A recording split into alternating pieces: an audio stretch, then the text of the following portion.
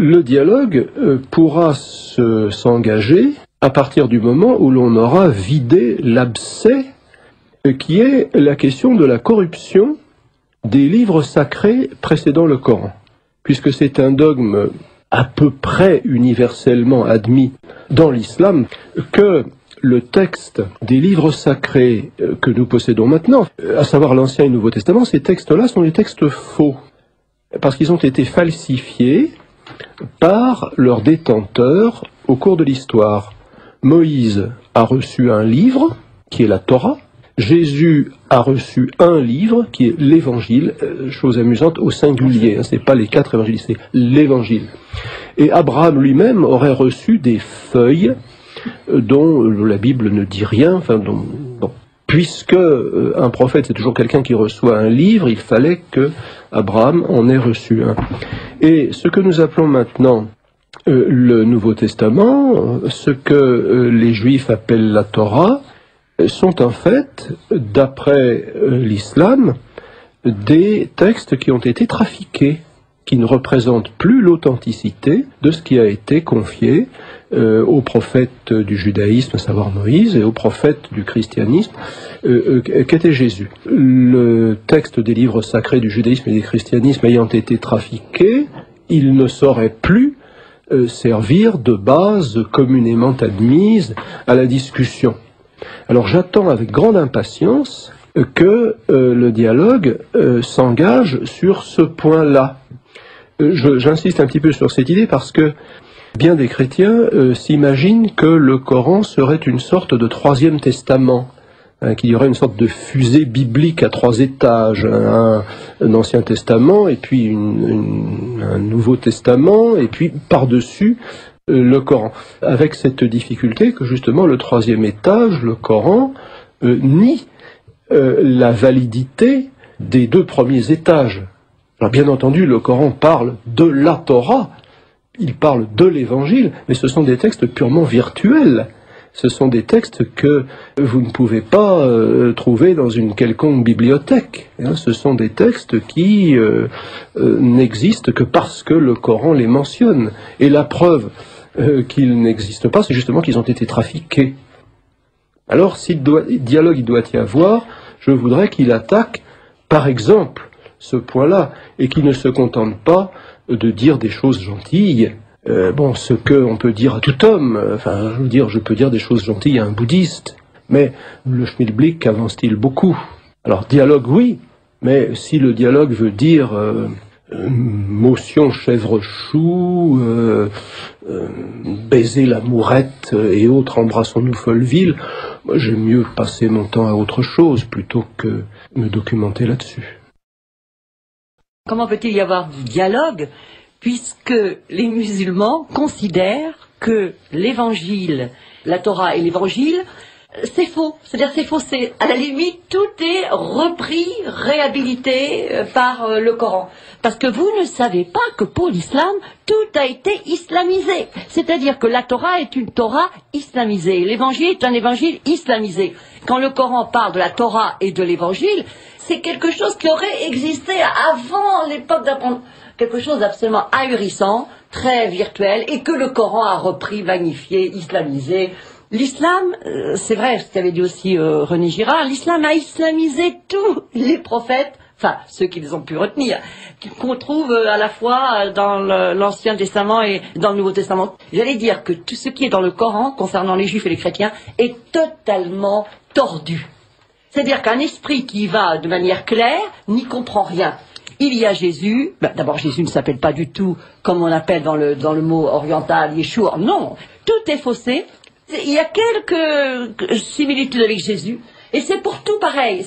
Quand vous avez Abraham, ce n'est pas Abraham. Abraham, il va construire la Kaaba, Abraham avec son fils Ismaël, c'est à la fois proche et totalement différent. Comment voulez-vous que des gens qui ne soient pas théologiens ne soient pas perdus? Je reprendrai un peu la crainte du père Moussalli, qui se disait que les gens ignorant de plus en plus la théologie chrétienne étaient des proies toutes désignées pour avaler n'importe quoi, et on leur fait avaler n'importe quoi. C'est-à-dire qu'actuellement, il y a une désinformation opérée par des intellectuels musulmans Et on arrive à des choses absolument ahurissantes. On entend Marie la musulmane, Jésus le prophète musulman.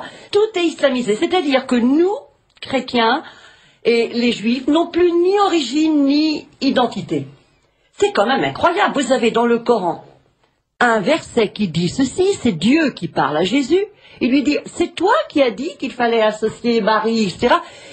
Dieu dit, ô Jésus, fils de Marie, est-ce toi qui as dit aux hommes, prenez moi et ma mère pour deux divinités en dessous de Dieu? La Trinité des chrétiens n'est pas composée, comme le dit le Coran, comme le croient les musulmans, de Dieu, Jésus et Marie, mais du Père, du Fils et du Saint-Esprit. Et Jésus qui répond, moi? Mais je n'ai jamais dit ça. D'ailleurs, si je l'avais dit, tu l'aurais su. Mais c'est énorme. Et je pense que les prêtres catholiques qui ne veulent pas lire ça, alors que c'est écrit, et qui se trouvent éjectés, surtout les catholiques, qui vont vers les musulmans, la main tendue. Moi, ça me fait bondir de ne pas vouloir considérer ce qu'il y a d'ahurissant pour les chrétiens et les juifs, qui se trouvent éjectés complètement, puisqu'il y a même un hadith qui dit ceci, tout enfant né musulman, ce sont ses parents qui en font un juif et un chrétien. Exactement comme des animaux à qui on aurait coupé les oreilles, qui seraient dénaturés. Mais la vraie nature, c'est l'islam. L'enfant né musulman. Mais ça, jamais on ne le dit. Les musulmans ne veulent pas dire. Et c'est pour cela que le père Moussolli disait, je veux rappeler qu'il y a dans le Coran des sourates, deux sourates en particulier, la sourate de l'araignée, Ankabut, et l'autre des abeilles, qui dit discuter avec les gens du livre de belle manière. Et ce dialogue islamo-chrétien, c'est pas du tout les dialogues pour dire je vais m'entendre bien. C'est pour en quelque sorte arriver à les convaincre. Et on va y arriver. Les trois monothéistes, les religions du livre, il n'y a pas de différence. Jésus le musulman, Marie la musulmane, etc., etc. Des tas d'inepties énormes. Et je ne comprends pas que des théologiens catholiques puissent être aussi aveugles. Je le dis franchement, je suis sidéré.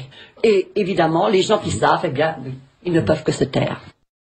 Là, je crois que nous sommes vraiment au cœur du problème, qui est celui de la nature de l'interprétation. Je m'accroche à ce mot parce que c'est un mot qui est employé un peu à tort et à travers, et en particulier par des musulmans très bien intentionnés, et souvent d'une culture tout à fait respectable, et qui disent que bien des choses s'amélioreront dans l'islam lorsque l'on aura donné au Coran une interprétation nouvelle. La difficulté, c'est que il y a finalement deux modèles de l'interprétation. Il y a un modèle qui suppose l'incarnation, et il y a un modèle qui suppose quelque chose de tout à fait différent, qui est non pas le Verbe de Dieu, la parole de Dieu devenant homme, mais la parole de Dieu devenant livre. Ce que certains islamologues appellent, d'un mot qui n'est pas très joli, mais fait sur le modèle de l'incarnation, l'inlibration. L'inlibration, ça veut dire que la parole de Dieu devient un livre. Conséquence, le Coran n'a pas pour auteur telle ou telle créature humaine, par exemple Monsieur Mahomet, qui a vécu à un moment donné, dans des circonstances sociales données, qui avait une culture donnée, etc., etc. Le Coran, pour un musulman qui prend sa religion au sérieux, est la parole même de Dieu, dictée par Dieu. Et cela a des conséquences de la plus grande importance à propos de l'idée d'interprétation. Les écrits du Nouveau Testament ont pour auteur Monsieur Saint Paul, Monsieur Saint Luc, Monsieur Saint Jean, enfin, des hommes, et même Monsieur Jésus d'une certaine façon. À savoir, ce sont des hommes, je rappelle que le dogme catholique le plus strict dit que Jésus-Christ est vrai homme et vrai Dieu, donc il est intégralement homme, donc intégralement marqué par la vision du monde de son époque, par les représentations de la culture dans laquelle il baignait. Par conséquent, tout ce que disent les auteurs humains du Nouveau Testament, peut être l'objet d'une interprétation en un sens tout à fait particulier. À savoir, on va se demander quelle était leur intention, qu'est-ce qu'ils voulaient dire au-delà même des paroles qu'ils ont prononcées. Et parler de pratique modérée de l'islam, oui, Mais islam modéré, non. Si on suit les textes à la lettre, c'est catastrophique comme résultat. J'ose le dire, d'ailleurs, ça donne les résultats que l'on peut voir, à savoir le djihad. Ma conception est la suivante. Je dis que l'islamisme est contenu dans l'islam comme ce qu'il dit, comme le poussin l'est dans l'œuf, c'est-à-dire que un islamiste est quelqu'un qui pousse jusqu'à l'extrême ce qui est dans le Coran, mais on ne peut pas dire que ce ne soit pas un musulman.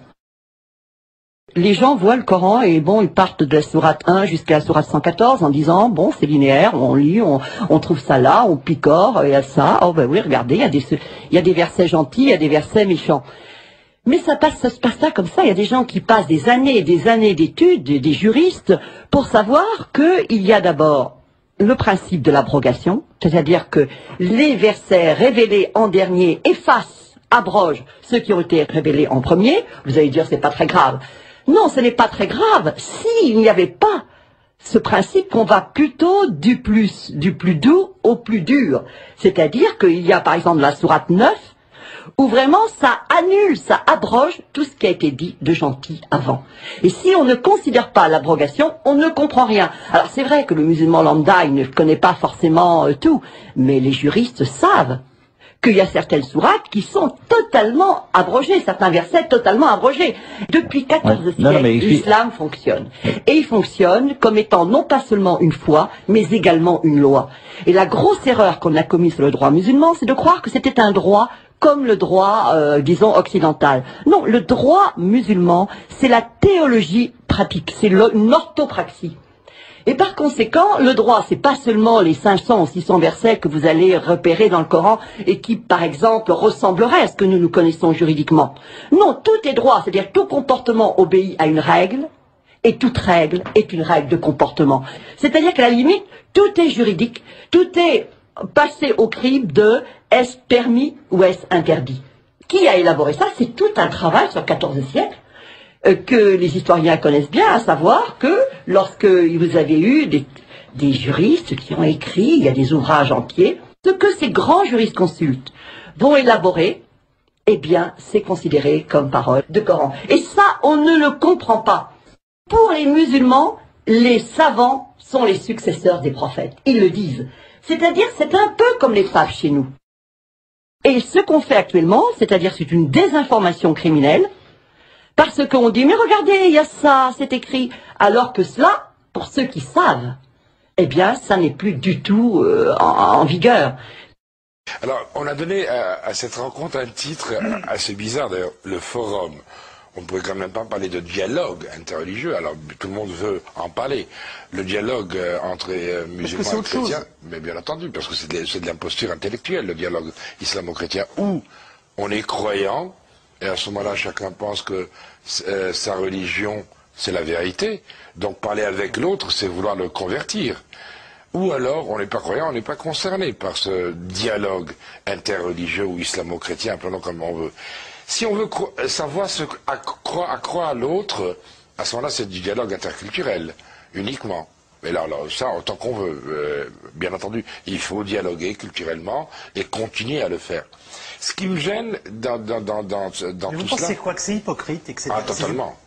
Totalement. La preuve, c'est qu'on a quand même essayé de dire, on a parlé des choses qui fâchent. On a parlé de la liberté de conscience, mais du côté musulman, on n'a pas précisé ce que c'était la liberté de conscience. On n'a pas parlé de véritables choses qui fâchent. Il n'y a pas de véritable problème, il y a le vouloir vivre ensemble. En ce vouloir vivre ensemble aujourd'hui, quoi qu'en dise ce forum et ce communiqué, n'existe pas, en tout cas dans la région que je connais un peu, qui est l'espace arabe. Alors,